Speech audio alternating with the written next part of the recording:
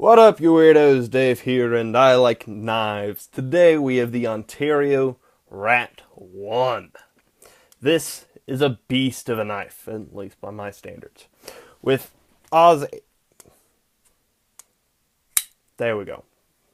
Again, I have performance anxiety. Give me a break. With Oz 8 steel and a... Dang it. And a nylon handle, I am a bit of a fan of this. The Rat 1 has a 3.5-inch blade, a 5-inch big beefy handle, 1.5 inches wide in that direction, and 1/2 inch wide in that direction. And Ontario doesn't put a weight on this. Blade HQ says it's 5 ounces. I think it's more 5.2, but I'll take their word for it.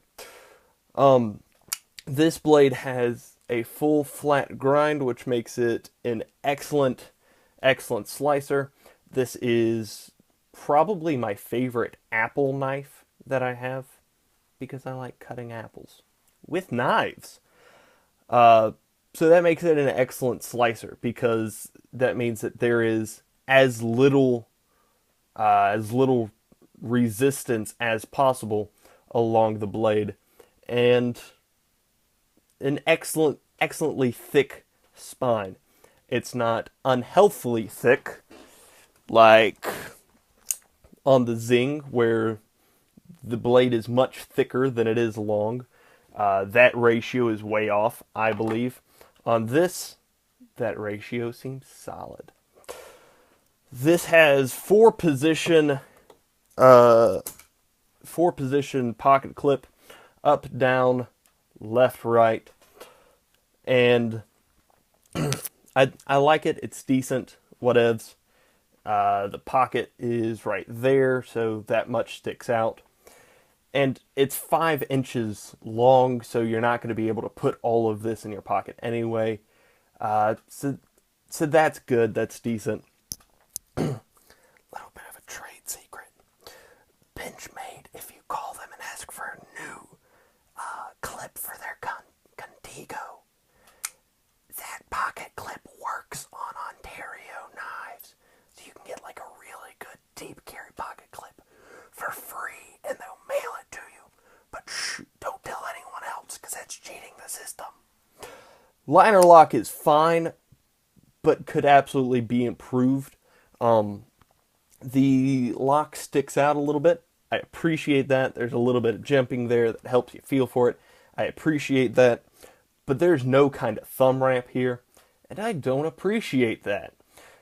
So at some point, I'm probably going to take a Dremel and grind out my own ramp there, just to make it easier for my thumb to find, because I'm very particular about these things.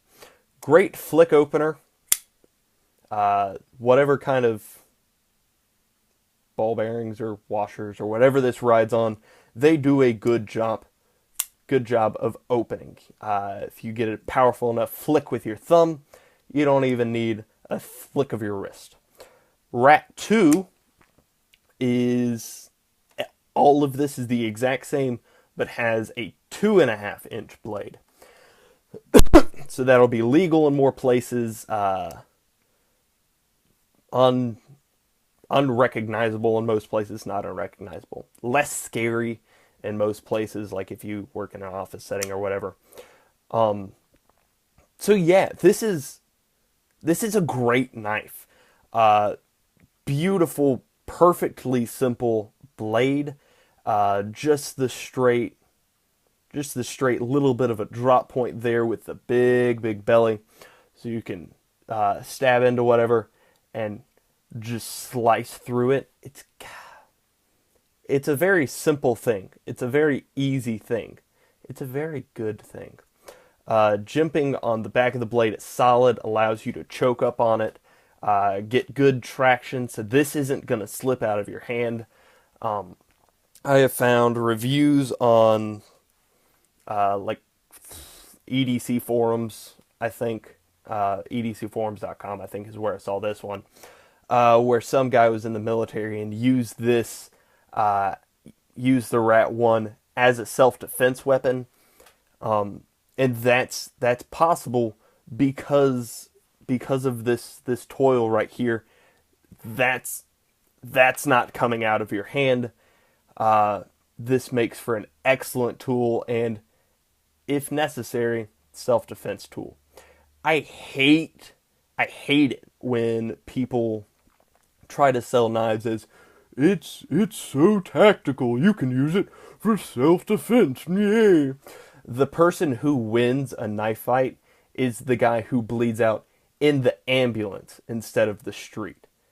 It's tactical is stupid. I don't understand that. But this knife, I absolutely understand how this fits into that. Because it's just a solid all-around knife. I said that my ankle hurts because I'm reaching for it.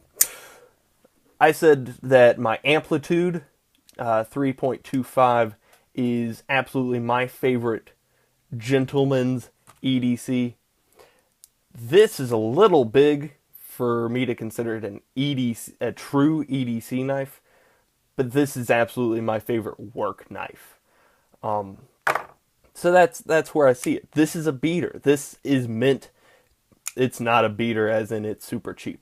This is meant to take a beating. Solid steel, solid handle, solid lockup, solid knife. It's solid, solidified, cylindrical. Ontario lists this for $41. Absolutely, I would pay that, because I did. Amazon lists it for $24. Blade HQ for $30. Knife Center for $30. Most forums that I have found say that they got theirs from wherever for $30. I got mine from Tractor Supply Company for $40. And you know what? I'm good with that. $40 is a good price to pay for this. If you can find it for $30, don't think twice. If you find it for $40, yeah, do it. So I give this it's like an amplitude, but for hard work, out of 10. If you have any questions, comments, or suggestions, please list them below. And other than that, have a great day.